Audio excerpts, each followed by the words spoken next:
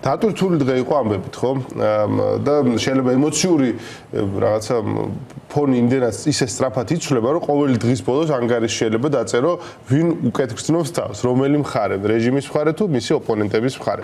თუმცა გუშტელი დღე აშკარად ძიმე იყო რეჟიმისათვის, ეს ყველაფერი დაიწყო საკადრო ცვლილებებით და შეიძლება ითქვას, რომ მთელი ამბის დღის ღერძი მე ასე ვხედავ და არ ვიცი აი თქვენ როგორ ფიქრობთ, უკავშირდება სანქციებს. სანქციებთან დაკავშირებით მოხდა ყველაფერი გუშინ. ჯერ გომელაურის სამსახურიდან გაშვება და გელაგელაძის დანიშვნა მის ადგილზე და შემდგომ ნახეთ, რომ თუნდაც ამერიკა მზად არის ჩვენთან ურთიერთობების რაღაცა გადასატვირთვად, რაც ახალი საერთო ნიადაგის მოსაძებნად და არსებობს რაც კონკრეტული გზავნილი, რომელიც უნდათ რომ გადასცენ ბიძინა ივანიშვილს და ბიძინა ივანიშვილი ელჩს არ ხვდება.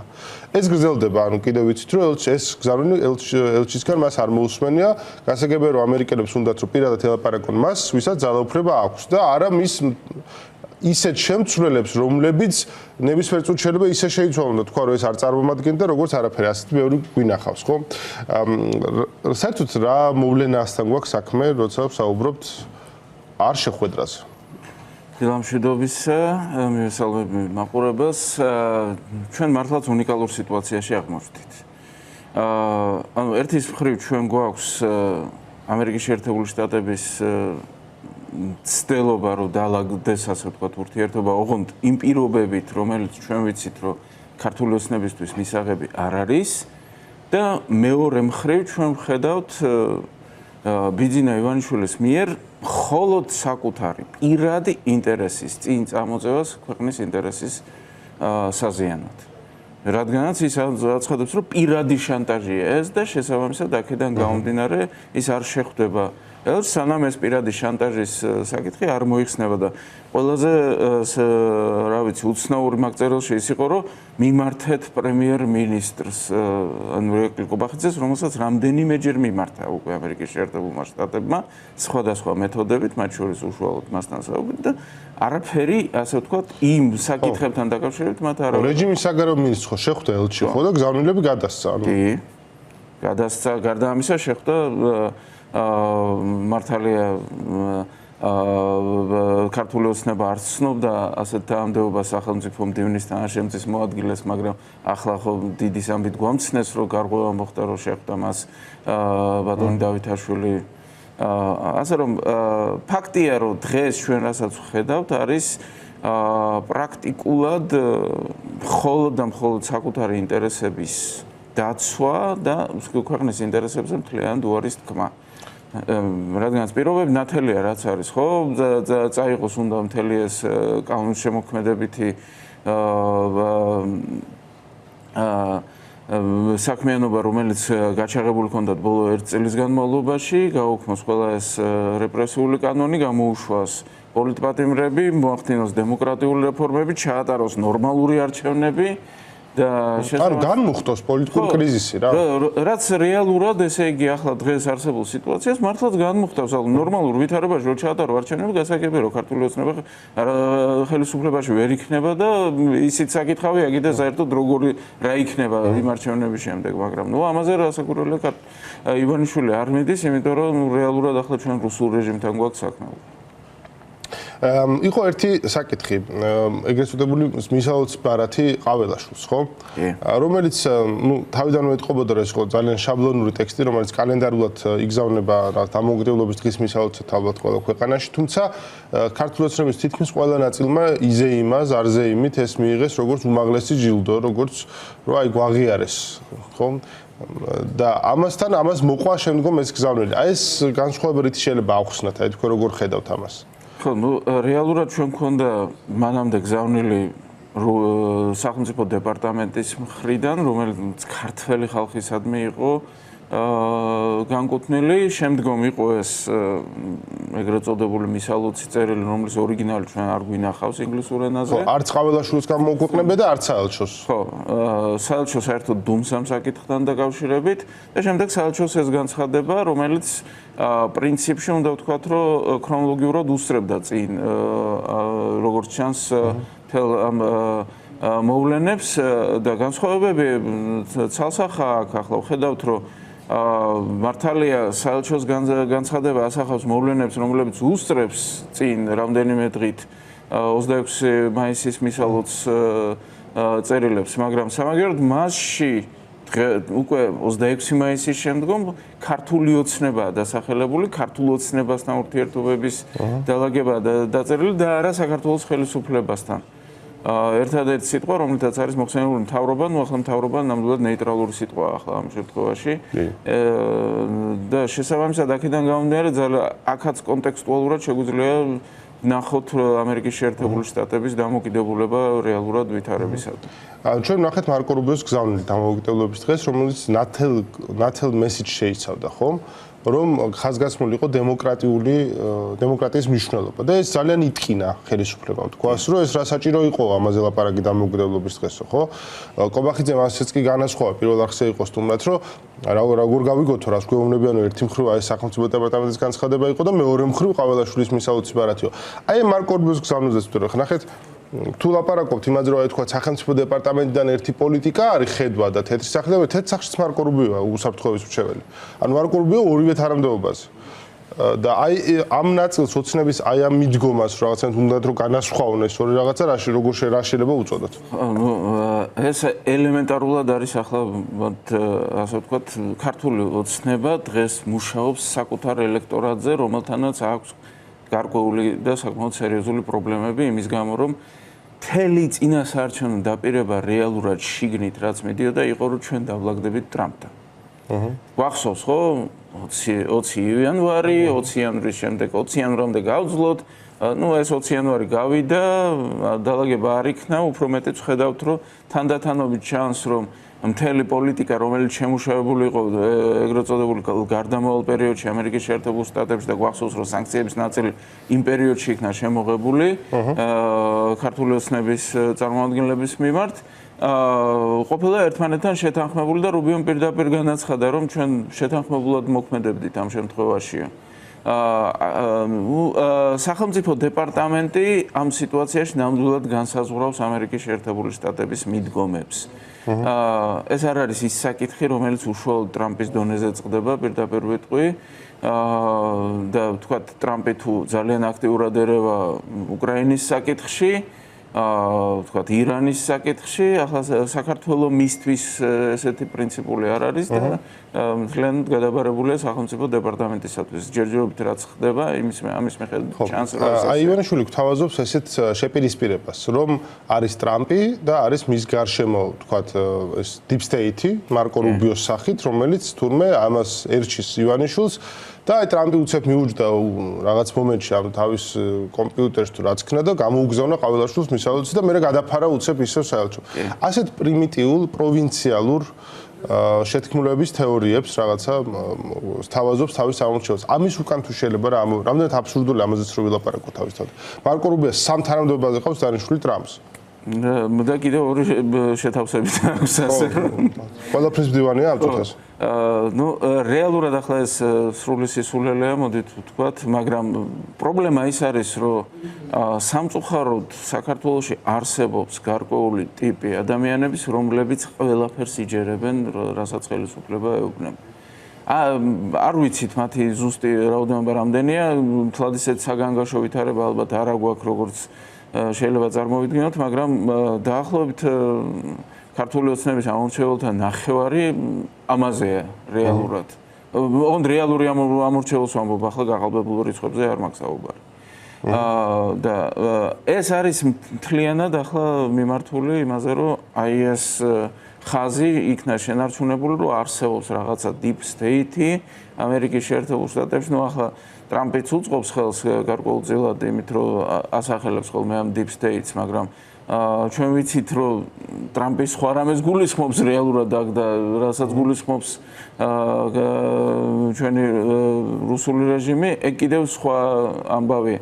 რაც ვთავარია, საინტერესო ის არის, რომ რასაც ამბობს ქართული ოცნება, ან უსწრებს წინ, ან მოსდევს რუსეთის მხრიდან გაკეთებულ ზუსტად ანალოგიურ განცხადებებს deep state-თან დაკავშირებით. ნარიშკინის შემთხვევა, ნარიშკინმა თქვა ზუსტად deep state-თან დაკავშირებით, უნდა თქვათ, რომ ბოლო წლებია თანხდება ზუსტად. აი გეგონება ერთმანეთს ესაუბრებიან და მე ერთად ერთ-ეგივეს ამბობენ, ხო? ხო, სიამოვნებაში საუბარი აქ არ არის, იქიდან მოდის დირექტივა როგორც ჩანს და ამიტომაც ემთხვევა, იმიტომ რომ შეუძლებელია უბრალოდ ფიზიკურად, რომ ასე ერთი და იგივე სიტყვებით დაწერო ერთ-ეგივე საკითხთან დაკავშირებით განცხადება მოსკოვში და თბილისში. ამიტომაც არის რიტორიკა დასავლეთთან დაკავშირებით ერთი უბრალოდ მართლა გადაწერილს გავს იმეორებს პატრუშევისა და ნარიშკინის რიტორიკას.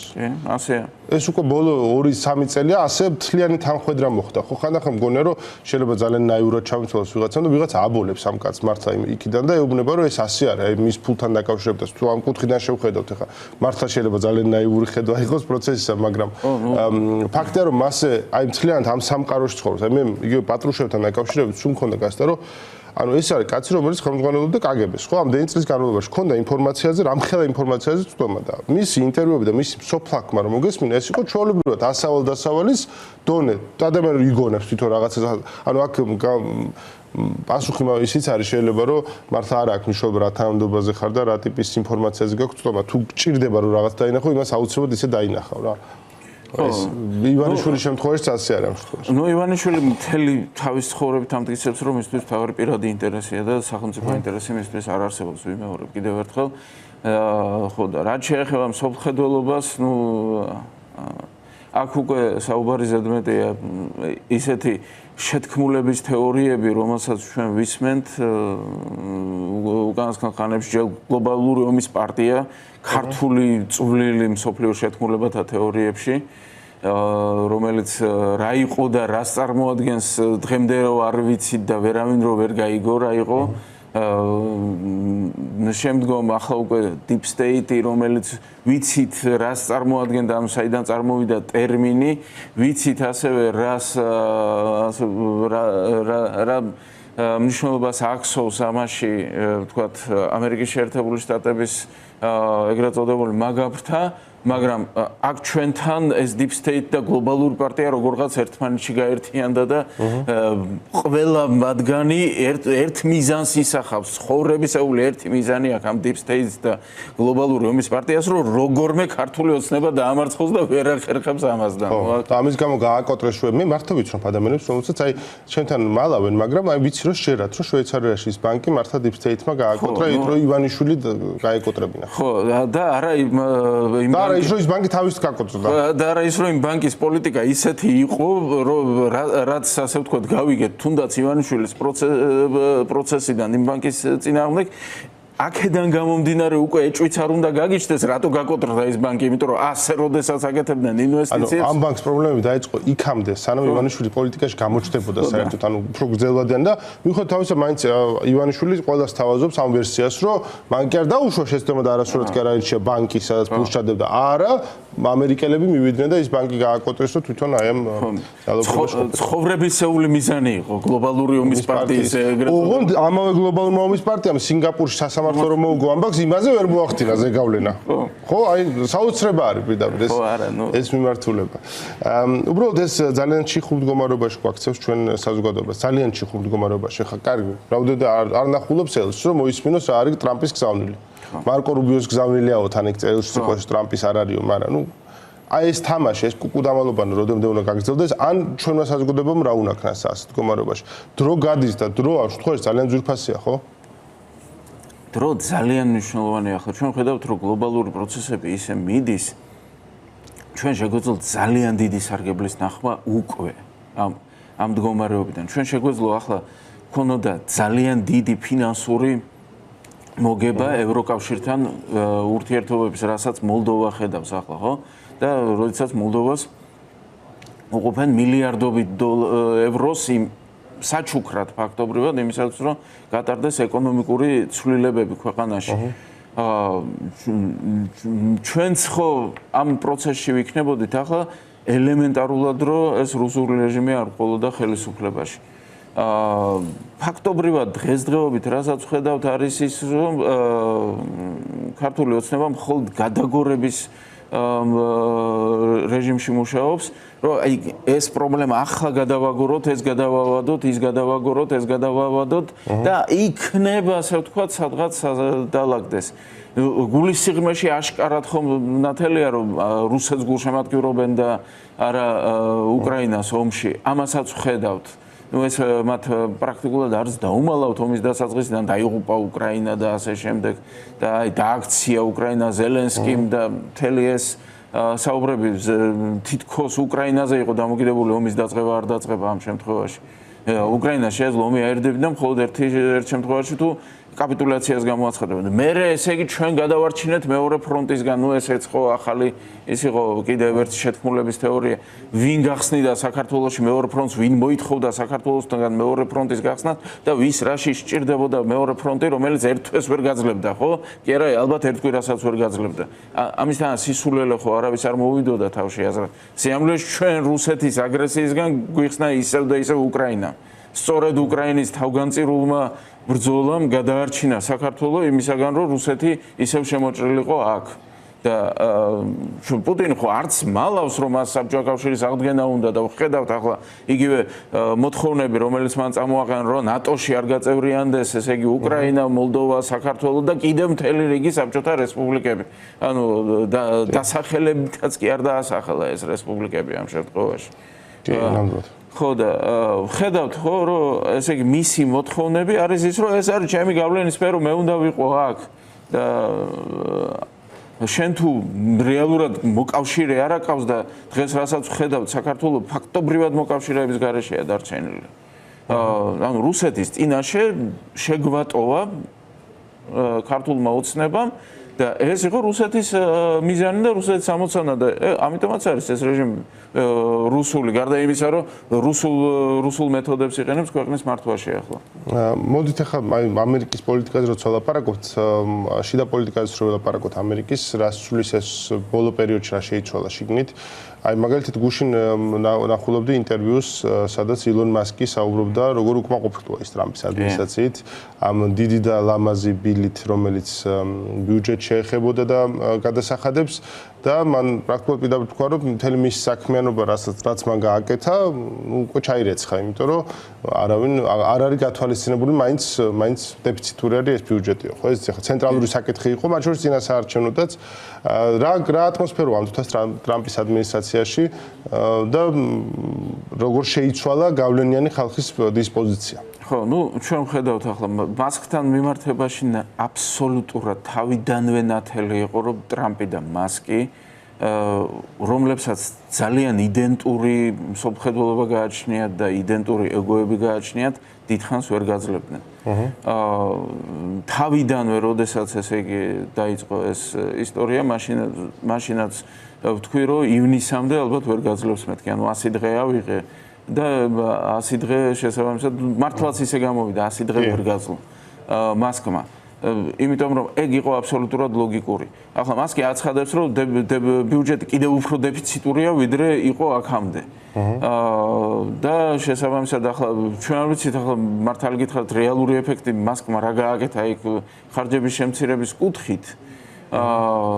ამის რეალურ ეფექტს ალბათ მომავალში გავიგებთ, მაგრამ ფაქტია, რომ მას არ მოეწონა მთავარი კანონშემოქმედებითი საგადასახადო რეფორმა, რომელსაც სთავაზობს ახლა ტრამპი და ან ლამაზი უნდა იყოსო, ან დიდიო და ახლა ორივე ერთად არ გამოდის ეს აქტიო და შესაბამისად ნახოთ ახლა რა და როგორ იქნება, მაგრამ ფაქტია, რომ რესპუბლიკელებში მაინც და მაინც ჯერჯერობით ამ კანონ პროექტს სრული მხარდაჭერა არ აქვს. წარმომადგენელთა პალატაში ძლივს დაძლია ბარიერი სულ ერთი ხმით. 215-214-ზე იყო. სენატი აპირებს ცვლილებების შეტანას და სენატში ჩვენ ხედავთ, რომ განწყობილებები იცვლება. რესპუბლიკელი სენატორები მთლად ისე პროტრამპულად არც არასდროს იყვნენ განწყობილი და ახლა განსაკუთრებით უკრაინა-რუსეთის საკითხის გამო ვხედავთ, რომ ისინი აპირებენ სანქციები მიიღონ რუსეთის წინააღმდეგ განურჩევლად იმისა, ტრამპი ამას აპირებს თუ არა. ჯონ თუნმა ეს განაცხადა კიდევაც გუშინ და შესაბამისად აქედან გამომდინარე ვხედავთ, რომ შიგნით უკვე გარკვეული ცვლილებები არსებობს. და არსებობს თვითონ საზოგადოებაშიც ეს ცვლილებები, როდესაც ვაკვირდებით, ძალიან საყურადღებოა ხოლმე აი ჩვენთან რო არის სოციალურ ქსელებში აქტივობა სხვადასხვა საკითხებთან მიმართებაში, ისე ამერიკელების აქტივობა, ვთქვათ, უკრაინის საკითხთან მიმართებაში. როდესაც პირველად მოხდა კონფლიქტი ზელენსკისა და ტრამპის შორის, ეს ჯერ კიდევ თეთრ სახლში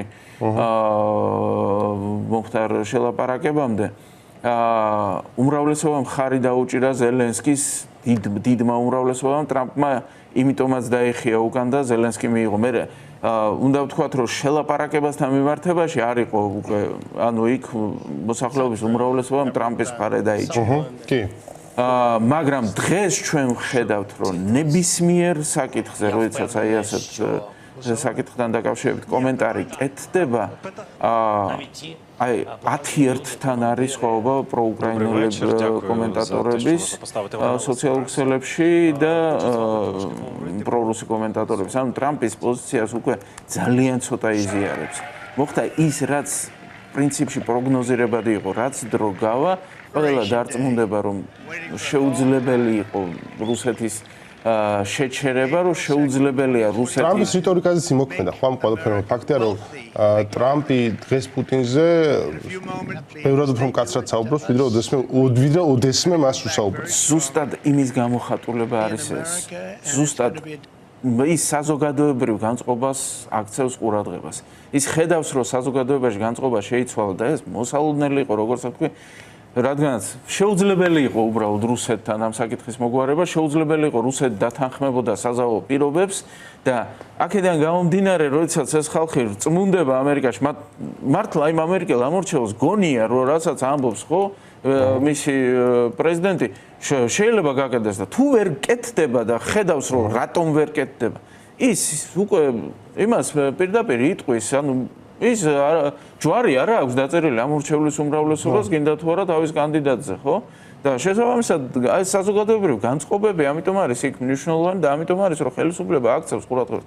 ტრამპის რიტორიკა შეიცვალა ზუსტად იმის პარალელურად, როგორც შეიცვალა მოსახლეობის დამოკიდებულება საკითხისადმი. როგორც კი ხედავენ, რომ რუსეთი იტყუება, ხედავენ, რომ პუტინს არანაირად არ აინტერესებს მშვიდობა, ეგრევე ნათელი ხდება მათთვის რა ხდება და შესაბამისად აქედან გამომდინარე ტრამპის პროპუტინისტური და პრორუსული გამონათქვამები პოპულარობას მას უკარგავს. და მიუხედავად იმისა, რომ საგარეო პოლიტიკა არ არის მთავარი განსაზღვრელი ფაქტორი ამერიკის მოსახლეობისათვის, ძალიან ანტიამერიკული ქმედება აგრესორის მხარდაჭერა.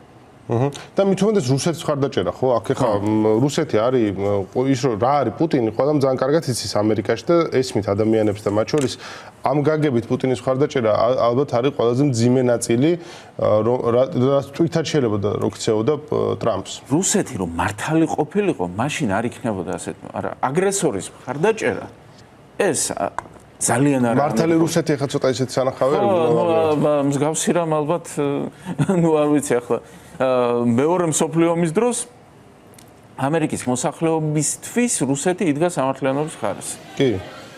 ოღონდ საუბარია 1941 წლიდან. და არა 1939-41 წლებში, ანუ გერმანია რუსეთის ომის ანუ მეორე მსოფლიო ომის ყველაზე სისხლისღვრელი ნაწილის დაწყებამდე. და შესაბამისად იმის შემდგომ ცივი ომის პერიოდში რუსეთი გასაგებია ანტაგონისტია, მაგრამ შემდგომ ხო იყო რუსეთი მოკავშირე და არ იყო ანტირუსული განწყობები ისე, მაგრამ ახლა ნუ როდესაც ხედავენ, რომ ეს არის ისევ აგრესორი, რომელიც არაფერს არ ერიდება, მხოლოდ საკუთარი მიზნები ამოძრავებს, იმპერიული მიზნები ამ შემთხვევაში, ნუ გასაგებია, რომ ამერიკის საზოგადოება ბუნებრივად იჭერს მსხვერპლის მხარეს. ეს ადამიანურია და საქართველოშიც ასეა. ძალიან მცირე ნაწილის ქართული ოცნების ამორჩეულის გარდა. ხო, რომელიც ამ შემთხვევაში რუსეთის მხარეს არის. ეს კიდე ცალკე კასტა არის, ქართველი, რომელიც არის რუსეთის მხარეს.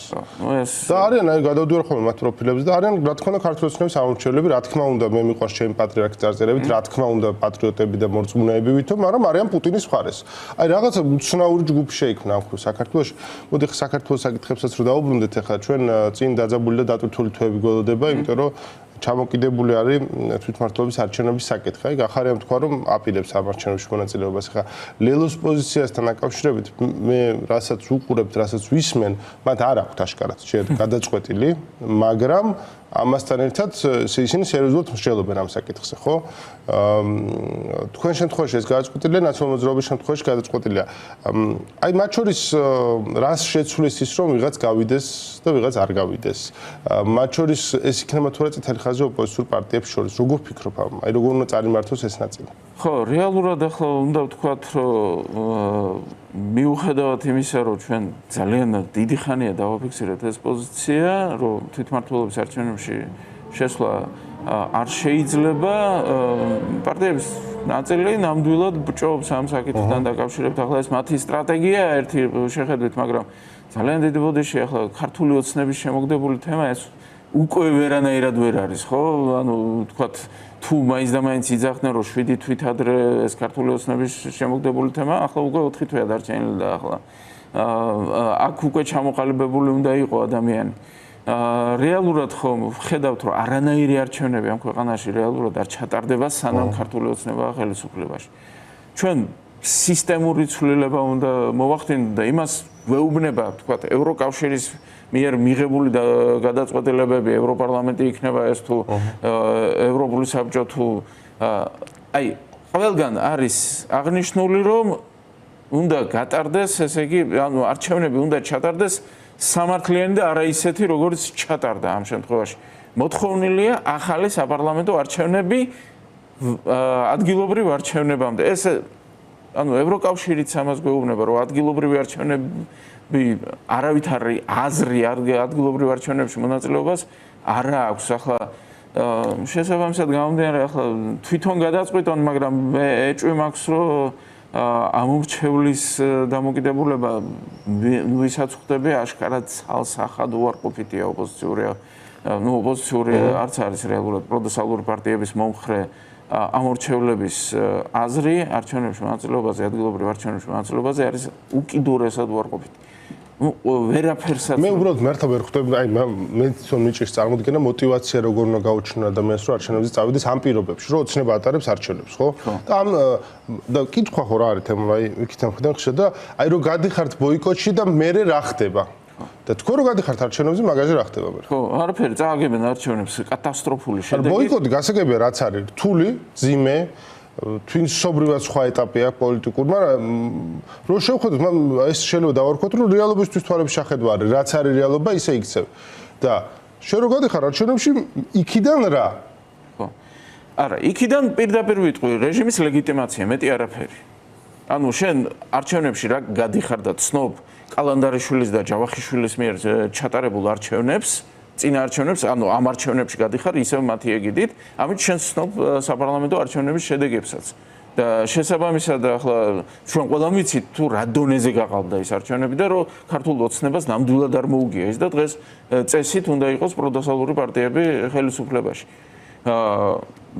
ამავდროულად ახლა ბოიკოტი მე რა გვეკითხებიან ბოიკოტი ძალიან ზუსტად გიჩვენებს რა არის შენ მიდიხარ იმისკენ რომ მიიღო ახალი არჩევნები ახალი ადმინისტრაციით იმიტომ რომ პოლიტიკური კრიზისი ქვეყანაში არ გვარდება ქართული ოცნება ჩამოკიდებულ მდგომარეობაშია და კიდევ უფრო ჩამოკიდებულ მდგომარეობაში იქნება რაც უფრო დრო გავა იმიტომ რომ გაზდის პარლამენტის მიერ არჩეულ საკონსტიტუციო სასამართლოს წევრებს ვადები თანდათანობით და 90 კაცი თუ არ აკავს კონსტიტუციაში გიწერია რომ 90 ხმა უნდა კონდეს ვერ ირჩევ ამას და საკონსტიტუციო სასამართლოც ჩამოეკიდება როგორც კი 6 კაცი გახდება უკვე ქმედ უნაროა იმიტომ რომ კვორუმი ვერ შეიკრიბება ელემენტარულად აქედან გამომდინარე საერთოდ გაუგებარია ამ შემთხვევაში რომ ბოიკოტს მე რა მოყვება ბოიკოტ ზუსტად ის მოყვება რომ პოლიტიკური კრიზისი ისეთ დონემდე მივა რომ ქართული ოცნებაც კი იძულებული იქნება წამოვიდეს დათმობებზე და შეცვალოს ის წესები რომელიც დღეს აქვს დაწესებული და იმ პირობებში, როდესაც დაკვირვება არ შეგიძლია არჩევნებზე, როდესაც პრაქტიკულად სიებს ვერ შეამოწმებ, ვინ მოვიდა არჩევნებზე, იმას ვერ გადააკონტროლებ, პირადობის მოწმობას ვერ შეუმოწმებ ადამიანს, რომელიც შემოდის საარჩევნო უბანზე, როდესაც ყველამ ვიცით, რომ ქართულმა ოცნებამ ასობით 1000 ხმა გამოიყენა მიგრანტების, რომლებიც არ იყვნენ აქ და მათ ნაცვლად მისცა ხმა, ძალიან დიდი ბოდიში და აი რანაირად უნდა შეხვიდე ამ არჩევნებში მართლა ჩემთვის პირადად წარმოუდგენელია და პლუს ამას ავტორიტარულ რეჟიმებს ასე არ ებრძვიან. ავტორიტარულ რეჟიმებთან ბოიკოტი მოქმედებს ზუსტად. ისტორიას ნაჩვენები აქვს, რომ სწორედ ბოიკოტი იწვევს მათ თანდათანობით ჩამოშლას. და არ თანამშრომლობა მართლა ის კი არ არის ახლა ჩვენი მოგონილი თეზა ამ შემთხვევაში არ თანამშრომლობა არის ის, რაც არღვევს რეჟიმს. მადლობა ძალიან დიდი თემურ ბაბასკირი იყო ჩვენთან ერთად კოალიციას ცვლილებისთვის წარმომადგენელი.